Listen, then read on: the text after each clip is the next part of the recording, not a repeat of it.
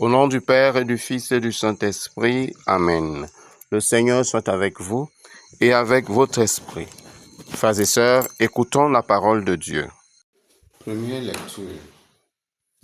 La communauté fraternelle des premiers chrétiens. Lecture du livre des Actes des Apôtres. Dans les premiers jours de l'Église, les frères étaient fidèles à écouter l'enseignement des apôtres et à vivre en communion fraternelle, à rompre le pain et à participer aux prières.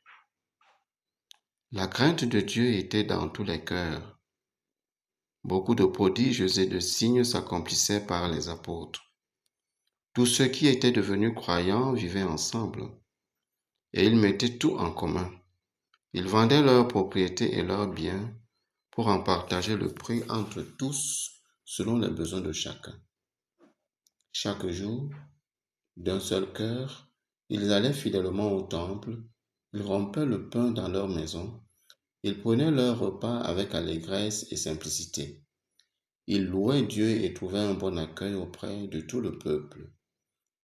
Tous les jours, le Seigneur faisait entrer dans la communauté ceux qui étaient appelés au salut.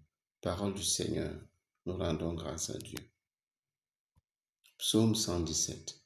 Éternel est son amour. Rendez grâce au Seigneur, il est bon, éternel est son amour. Qu'ils le disent ceux qui craignent le Seigneur, éternel est son amour. Éternel est son amour. On m'a poussé, bousculé pour m'abattre, mais le Seigneur m'a défendu. Ma force et mon chant, c'est le Seigneur, il est pour moi le salut. Éternel est son amour. Ouvrez-moi les portes de justice, j'entrerai, je rendrai grâce au Seigneur. Je te rends grâce car tu m'as exaucé, tu es pour moi le salut. Éternel est son amour. La pierre qu'ont rejetée les bâtisseurs est devenue la pierre d'angle, c'est là l'œuvre du Seigneur, à merveille devant nos yeux. Éternel est son amour. Voici le jour que fit le Seigneur, qu'il soit pour nous jour de fête et de joie. Donne, Seigneur, donne le salut, donne, Seigneur, donne la victoire. Éternel est son amour. Deuxième lecture. L'espérance des baptisés. Lecture de la première lettre de Saint Pierre apôtre. Béni soit Dieu, le Père de Jésus-Christ notre Seigneur. Dans sa grande miséricorde, il nous a fait renaître grâce à la résurrection de Jésus-Christ pour une vivante espérance, pour l'héritage qui ne connaîtra ni destruction, ni souillure, ni vieillissement.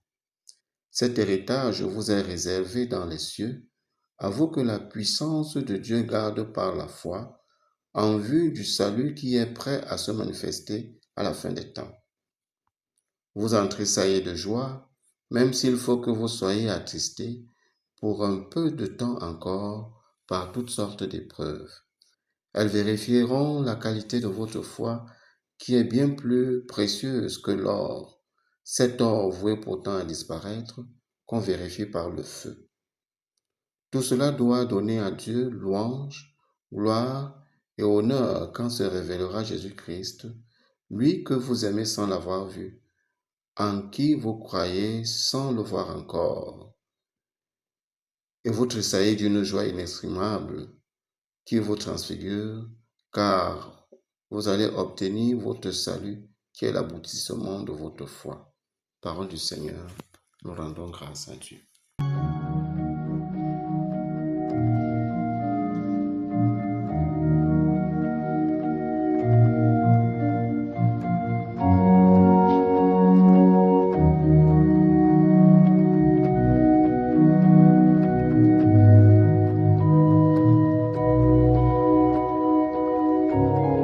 Le Seigneur soit avec vous et avec votre esprit. Évangile de Jésus-Christ selon Saint Jean. Gloire à toi, Seigneur. C'était après la mort de Jésus. Le soir venu, en ce premier jour de la semaine, alors que la porte du lieu où se trouvaient les disciples était verrouillée par crainte des Juifs, Jésus vint et il était là au milieu d'eux. Il leur dit, « La paix soit avec vous. » Après cette parole, il leur montra ses mains et son côté. Les disciples furent remplis de joie en voyant le Seigneur. Jésus leur dit de nouveau, « La paix soit avec vous. De même que le Père m'a envoyé, moi aussi je vous envoie. » Ayant parlé ainsi, il souffla sur eux et il leur dit, « Recevez l'Esprit Saint. À qui vous remettrez les péchés, ils seront remis. à qui vous maintiendrez ses péchés seront maintenus. Or, l'un des 12, Thomas, appelé Didyme, c'est-à-dire jumeau, n'était pas avec eux quand Jésus était venu. Les autres disciples lui disaient, « Nous avons vu le Seigneur. » Mais il leur déclara, « Si je ne vois pas dans ses mains la marque des clous, si je ne mets pas mon doigt dans la marque des clous, si je ne mets pas la main dans son côté, non, je ne croirai pas. » 8 jours plus tard, les disciples se trouvaient de nouveau dans la maison et Thomas était avec eux. Jésus vient alors que les portes étaient verrouillées et il était là au milieu d'eux. Il dit, « La paix soit avec vous. » Puis il dit à Thomas, « Avance ton doigt ici et vois mes mains. Avance ta main et mets-la dans mon côté. Cesse d'être incrédule, sois croyant. » Alors Thomas lui dit, « Mon Seigneur et mon Dieu. » Jésus lui dit, « Parce que tu m'as vu, tu crois. Heureux ceux qui croient sans avoir vu. » Il y a encore beaucoup d'autres signes que Jésus a faits en présence des disciples qui ne sont pas écrits dans ce livre. Mais ceux-là ont été écrits pour que vous croyiez que Jésus est le Christ, le Fils de Dieu, et pour qu'en croyant, vous ayez la vie en son nom. Acclamons la parole de Dieu. Louange à toi, Seigneur Jésus. Frères et sœurs bien-aimés, dans le Christ, loué soit Jésus-Christ. Saint Jean, dans l'évangile d'aujourd'hui, nous rapporte les faits suivants et subséquents s'étant passés sur plusieurs jours. D'abord, au lendemain du sabbat, c'est-à-dire 3 jours après la mort de Jésus, et donc au soir du jour de la résurrection, alors que tout était fermé, Jésus leur apparaît. Jésus les salue en leur donnant la paix. La paix soit avec vous. Bien sûr qu'avec tout le trouble et toutes les émotions que les disciples avaient eues, ils avaient besoin de paix. Ils avaient besoin de sérénité du cœur. Et seul Jésus pouvait les réconforter, les relever, les agaillardir. La paix qu'il leur donne tombe donc à point nommé. Et pour les rassurer, il leur montre ses mains et son côté, les traces de la passion. L'Évangile nous dit qu'à la suite de cela, les disciples furent remplis de joie en voyant le Seigneur. Ainsi, les marques de la passion deviennent les signes d'identification et de reconnaissance du Christ ressuscité. Les marques de la passion sont indélébiles parce qu'ils sont les marques d'un amour plus grand qui a su se donner pour la rançon, la délivrance et le salut de ceux qu'il aimait. Une deuxième fois, Jésus va leur donner la paix et les envoyer en mission à la même manière qu'il a été envoyé en mission. Et par la suite, il leur donne l'Esprit Saint qui leur confère le pouvoir de remettre les péchés à ceux à qui ils voudront les remettre. Par cet acte, nous comprenons que le Christ a donné aux hommes, les apôtres et leurs successeurs, le pouvoir de rendre manifeste et réel la miséricorde divine au travers du pardon accordé à ceux qui le demandent et au milieu de son peuple. Par cet acte, nous comprenons que le Christ a donné aux hommes, les apôtres et leurs successeurs, le pouvoir de rendre manifeste et réel la miséricorde divine au travers du pardon accordé à ceux qui le demandent et au milieu de son peuple. Thomas, qui n'a pas assisté à l'apparition du Seigneur Jésus, va rester radical dans son doute tant qu'il ne verra pas de ses propres yeux et ne touchera pas aux marques de la passion de ses propres mains. Et lorsque Jésus va encore apparaître 8 jours après, c'est-à-dire un jour comme aujourd'hui, il va simplement et directement proclamer sa foi en son Seigneur ressuscité.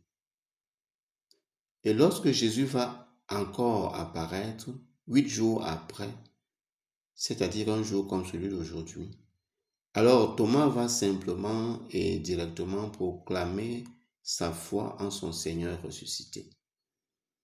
L'apparition de ce jour a pour but de ramener le dernier des incrédules, Thomas, Jésus, au cœur de miséricorde comme le Père, n'a pas voulu que son apôtre reste en dehors de la grâce de la foi en la résurrection. Et il n'a non plus voulu le traiter en fonction de son doute. Il est plutôt venu lui apporter les raisons de croire, en substitution aux raisons de douter. Seigneur Jésus-Christ, merci de faire miséricorde à notre égard, en omettant de tenir compte de nos doutes et en nous donnant plutôt les raisons de croire et en nous intégrant plutôt dans ta mission avec la force du Saint-Esprit comme accompagnateur et directeur de la mission. Amen. Avec la première lecture, on voit comment une nouvelle communauté naît à la suite de la prédication des apôtres, appuyée par des signes effectués au nom de Jésus-Christ ressuscité. Ils sont mus par l'amour fraternel et la crainte de Dieu. Cette nouvelle communauté avait des caractéristiques qui peuvent être copiées et appliquées à nos différents groupes, à nos familles qui sont comme des communautés domestiques, nos CEV et autres groupes d'action catholique. Cette nouvelle communauté vivait de l'enseignement des apôtres et de la communion fraternelle dans la fraction du pain et la prière commune, le repas fraternel pris ensemble. Ajouté cela, il y avait la louange. Ils louaient Dieu, nous dit l'Écriture. Je crois que nous pouvons affirmer sans gêne que certains chrétiens ne savent pas louer Dieu aujourd'hui parce que la louange n'a jamais été pratiquée dans leur famille, de telle manière qu'ils n'ont jamais vu ni suivi de près comment on loue le Seigneur, sans compter qu'avec l'avènement du téléphone portable, la convivialité fraternelle est en train de s'évanouir dans nos familles. Il y a des familles où manger ensemble, c'est un très vieux souvenir. Saint Paul rend grâce à Dieu qui nous a gratifiés d'une vivante et nouvelle espérance grâce à la résurrection de Jésus-Christ. Grâce à la résurrection de Jésus-Christ, nous avons cette ferme conviction qu'avec lui nous ressusciterons et nous vivrons éternellement, et donc nous serons bien au-delà de la corruption et de la mort, grâce à nos efforts et à la miséricorde de Dieu. Prions avec Marie.